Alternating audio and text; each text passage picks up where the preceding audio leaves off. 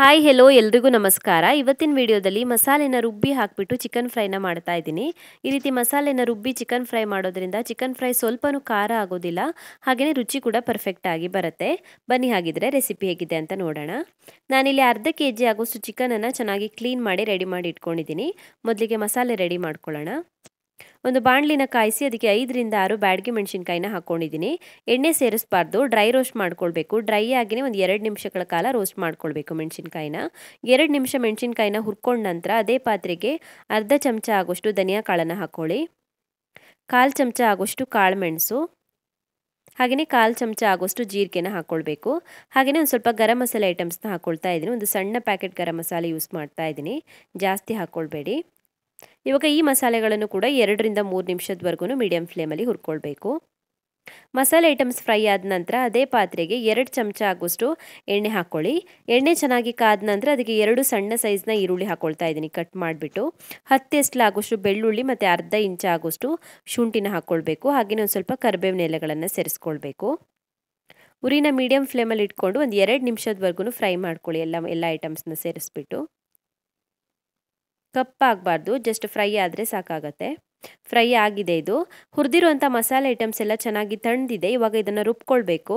ರುಬ್ಬೋದಕ್ಕೆ ನಾನು ಇದಕ್ಕೆ ಒಂದು ಸಣ್ಣ ಪೀಸ್ ಆಗೋಷ್ಟು ಹುಣಸೆ ಹಣ್ಣು ಹಾಕ್ಕೊಳ್ತಾ ಇದ್ದೀನಿ. ಹಾಗೆಯೇ 1/4 ಚಮಚ ಆಗೋಷ್ಟು ಅರಿಶಿನ ಪುಡಿ ಹಾಕ್ಕೊಂಡಿದ್ದೀನಿ.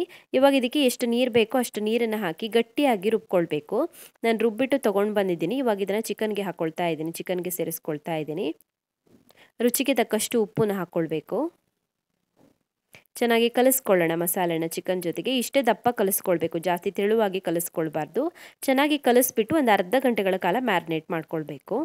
ಚಿಕನ್ ಚೆನ್ನಾಗಿ ಮ್ಯಾರಿನೇಟ್ ಆಗಿದೆ. ಇವಾಗ ಒಂದು ಬಾಣಲಿನ ಕಾಯಿಸಿ ಅದಕ್ಕೆ 4 ರಿಂದ 5 ಟೇಬಲ್ ಸ್ಪೂನ್ ಆಗೋಷ್ಟು ಎಣ್ಣೆ ಹಾಕ್ಕೊಳ್ಳಿ. ನಾನಿಲ್ಲಿ ತೆಂಗಿನ ಎಣ್ಣೆ ಯೂಸ್ ಮಾಡಿದ್ದೀನಿ, ನೀವು ಬೇಕಿದ್ದರೆ ಬೇರೆ ಕುಕ್ಕಿಂಗ್ ಆಯಿಲ್ ಕೂಡ ಬಳಸ್ಬೋದು. ಎಣ್ಣೆ ಕಾದ ನಂತರ ಅದಕ್ಕೊಂದು ಸ್ವಲ್ಪ ಕರಿಬೇವಿನ ಎಲೆಗಳನ್ನು ಹಾಕ್ಕೊಂಡು ನಂತರ ಅದಕ್ಕೆ ಮ್ಯಾರಿನೇಟ್ ಮಾಡಿ ಇಟ್ಕೊಂಡಿರುವಂಥ ಚಿಕನನ್ನು ಸೇರಿಸ್ಕೊಳ್ಳೋಣ. ಚಿಕನನ್ನು ಚೆನ್ನಾಗಿ ಮಿಕ್ಸ್ ಮಾಡ್ಕೊಳ್ಬೇಕು. ಮೊದಲಿಗೆ ಎಣ್ಣೆ ಜೊತೆಗೆ ಚೆನ್ನಾಗಿ ಮಿಕ್ಸ್ ಮಾಡಿ ಇದನ್ನ ಒಂದು ಅರ್ಧ ಗಂಟೆ ಆದ್ರೂ ಕುಕ್ ಮಾಡ್ಕೊಳ್ಬೇಕಾಗತ್ತೆ. ಮೀಡಿಯಂ ಫ್ಲೇಮಲ್ಲಿ ಕುಕ್ ಮಾಡ್ಕೊಳ್ಬೇಕು.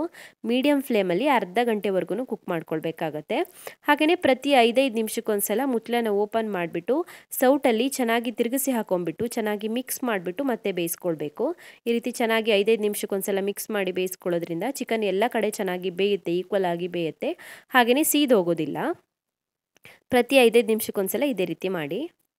ಸೊ ಒಟ್ಟಿಗೆ ನಾನು ಅರ್ಧ ಗಂಟೆ ಬೇಯಿಸ್ಕೊಂಡಿದ್ದೀನಿ, ಮೀಡಿಯಂ ಫ್ಲೇಮಲ್ಲಿ ಬೇಯಿಸ್ಕೊಂಡಿದ್ದೀನಿ. ಅರ್ಧ ಗಂಟೆ ಚೆನ್ನಾಗಿ ಡ್ರೈ ಆಗಿದೆ ನೋಡಿ ಮಸಾಲೆ ಎಲ್ಲ. ಈ ರೀತಿ ಮಸಾಲೆ ಎಲ್ಲ ಪೂರ್ತಿಯಾಗಿ ಡ್ರೈ ಆಗಿಬಿಟ್ಟು ಲೈಟಾಗಿ ಕಲರ್ ಚೇಂಜ್ ಆಗಬೇಕು, ಡಾರ್ಕ್ ಕಲರ್ಗೆ ಬರಬೇಕು. ಅಲ್ಲಿವರೆಗೂ ಕುಕ್ ಮಾಡ್ಕೊಳ್ಬೇಕು. ಇದು ಪರ್ಫೆಕ್ಟಾಗಿ ಕುಕ್ ಆಗಿದೆ, ಇದೇ ರೀತಿ ಡ್ರೈ ಆಗಬೇಕು. ಸೊ ನೋಡಿದ್ರಲ್ಲ ಮಸಾಲೆನ ರುಬ್ಬಿಟ್ಟು ಯಾವ ರೀತಿ ಚಿಕನ್ ಫ್ರೈನ ಮಾಡೋದಂತ. ಈ ರೀತಿಯಾಗಿ ಮಸಾಲೆ ರುಬ್ಬಿ ಹಾಕಿ ಮಾಡಿದಾಗ ಸ್ವಲ್ಪನೂ ಖಾರ ಆಗೋದಿಲ್ಲ, ನೀವು ಮಕ್ಕಳಿಗೆಲ್ಲ ಹಾಕ್ಬೋದು. ಹಾಗೆಯೇ ರುಚಿ ಕೂಡ ಪರ್ಫೆಕ್ಟಾಗಿ ಬರುತ್ತೆ. ಟೆಕ್ಸ್ಚರ್ ಕೂಡ ನೋಡಿ ಹೇಗೆ ಬಂದಿದೆ ಅಂತ, ತುಂಬಾ ರುಚಿಯಾಗಿ ಬರುತ್ತೆ. ಟ್ರೈ ಮಾಡಿ ನೋಡಿ. ನಿಮಗೆ ಈ ರೆಸಿಪಿ ಇಷ್ಟ ಆದರೆ ನನ್ನ ವಿಡಿಯೋಗೊಂದು ಲೈಕ್ ಕೊಡಿ, ಹಾಗೆಯೇ ಕಮೆಂಟಲ್ಲಿ ತಿಳಿಸಿ ಹೇಗಿದೆ ಅಂತ. ಇನ್ನೂ ಹೆಚ್ಚಿನ ವಿಡಿಯೋಗಳಿಗೆ ನನ್ನ ಯೂಟ್ಯೂಬ್ ಚಾನಲನ್ನು ಸಬ್ಸ್ಕ್ರೈಬ್ ಮಾಡ್ಕೊಳ್ಳಿ. ಹಾಗೆಯೇ ನನ್ನನ್ನು ಫೇಸ್ಬುಕ್ ಮತ್ತು ಇನ್ಸ್ಟಾಗ್ರಾಮಲ್ಲಿ ಫಾಲೋ ಮಾಡೋದನ್ನು ಮರಿಬೇಡಿ.